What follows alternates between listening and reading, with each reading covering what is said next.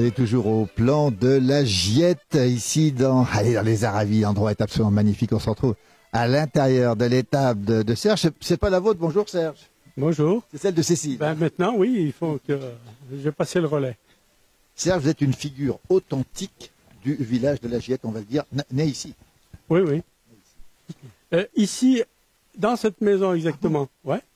Ici, au plan de la Giette. Au plan de la Giette, au lieu d'île Métan. Quelle altitude on est ici? Là, au 12, pratiquement 1300.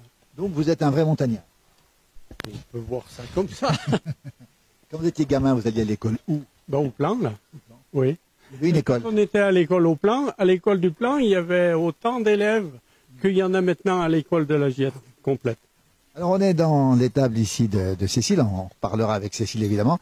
Et alors vous, votre métier, ça a été à la fois agriculteur, mais aussi vous avez été, on va dire quoi Oui, déjà j'ai repris la ferme après mes parents, quand mon père a eu droit à la retraite. Et puis en double actif, je faisais de l'artisanat sur bois. C'est ça. Vous faisiez quoi exactement? Ben, des objets, des seilles, des barattes, des anciens objets, puis du tour. La passion du bois. Ouais. Ben, au départ, moi j'ai fait une formation, j'ai un CAP de menuisier à Salanches. Ce qui fait qu'au point de vue scolaire, moi j'ai été à l'école primaire à la Giette, et puis après direct CAP, il n'y a pas eu de collège ni rien du tout. Alors on va vous faire une petite surprise. On a retrouvé une vidéo là qui date de, je crois que c'est juillet 1994. Ça nous rajeunit pas.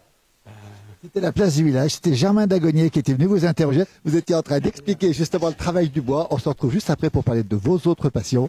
Qu'est-ce que vous êtes en train de faire? Là, je fais des cercles pour cercler les petits baquets en bois, là, à la méthode ancienne.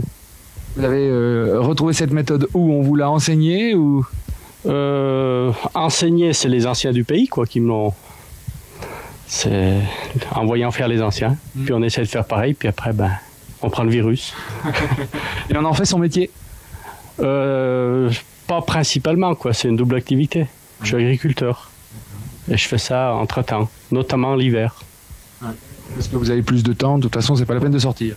Oui, ben, disons que l'hiver, nous, l'agriculture, ici, à part soigner les bêtes, c'est tout avec la neige. Hein. Alors on s'occupe autrement. C'est un plaisir de travailler le bois parce qu'il y a d'autres choses qu'on peut travailler. Ah ouais, c'est sûr que ça, c'est... Depuis que je suis tout petit, j'ai un couteau dans la main, quoi. Alors, voilà. Alors vous fabriquez, bon, alors ça, ce sont des cercles qui vont permettre de cercler ça? Voilà, ça c'est une seille, enfin, c'est la réplique des anciens récipients qu'ils avaient anciennement pour l'eau, le lait ou tout ce qu'on veut, quoi. Et bon, après j'y mets, là elle est juste tenue avec un bout de caoutchouc et j'y mets des cercles en bois façon ancienne, avec des branches de sapin. D'accord. Vous allez vous-même chercher dans la forêt? Ouais. C'est tout de A à Z. Voilà Serge, c'était il y a 30 ans. Bah, écoutez, et la passion, vous continuez aujourd'hui ou pas à travailler le bois? Pas beaucoup, de moins en moins. Alors, vous êtes un passionné de nature, d'agriculture, vous faites du miel, est-ce que c'est vrai? Oui. Combien de ruches? 25 par là. Ouais. C'est du miel de sapin, miel de montagne? Oh, il y a de tout. Bon, mes ruches, elles sont au plan, là, c'est toute la fleur du plan. Ça va du pissenlit au rhodo, à tout ce qu'on veut, le sapin. Alors, on parle souvent du changement climatique. Vous l'avez constaté? Oui, c'est des extrêmes, surtout. Ben, avant, on disait la Giette, c'était la famille la commune des familles nombreuses et des avalanches. Mais je sais pas, ça a peut-être changé, ça, maintenant. Les avalanches, effectivement, ont peut-être changé. Mais la neige, quand vous étiez tout gamin ici, il y en avait plus de neige? Oui, c'est sûr. Et puis, c'était pas pareil. Il n'y avait pas les engins de déneigement maintenant. Comme pour descendre à l'école, on brassait de la neige jusqu'en dessus.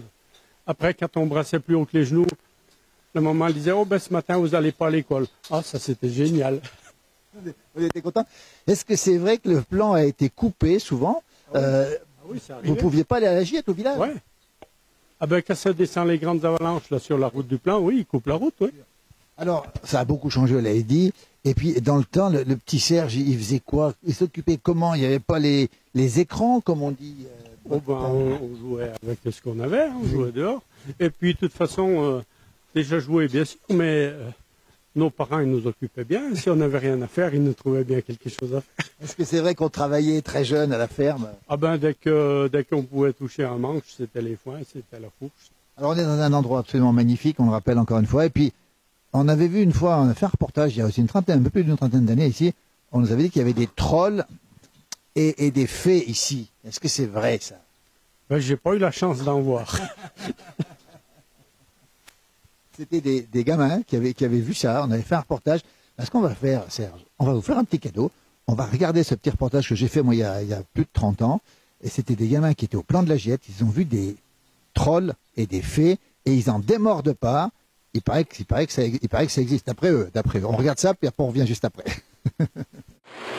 Bizarre, bizarre, c'est ici dans le cadre enchanteur de la vallée de l'Arondine, en amont de la Giette, que plusieurs jeunes enfants affirment avoir vu ce qu'ils appellent des trolls, autrement dit de petits génies de la nature appartenant à la famille des gnomes. On est allé le soir dans la forêt. On a vu des petites bêtes, quoi. Ça faisait de la lumière. Alors on a éteint les lumières parce qu'on avait on a éteint la lumière et on a vu ça bougeait. Il y en avait partout. Ça faisait des petits yeux rouges. C'était poilu. Il y en avait quand on a rallumé les lumières, il y en avait sur la route et il y a une pierre qui a débarroulé. On a vu des gnomes qui étaient sur un pont. Et puis on a eu peur, quoi. Puis c'était petit, 15 cm avec des yeux tout ronds. Mais j'ai pas pu très bien le voir parce que c'était dans le noir et il y en avait une dizaine. C'est une bête, ça fait 50 à 40 cm, c'est poilu. Pas question de mettre en doute une seule seconde leur témoignage et tant pis pour les incrédules. Je dis que c'est bête de pas y croire parce que nous on les a vus et on était au moins une quinzaine. C'est pas une hallucination. Moi je crois vraiment à l'existence des gnomes. Je leur dis aux gens qui n'y croient pas qu'ils font ce qu'ils veulent, mais moi j'en ai vu un.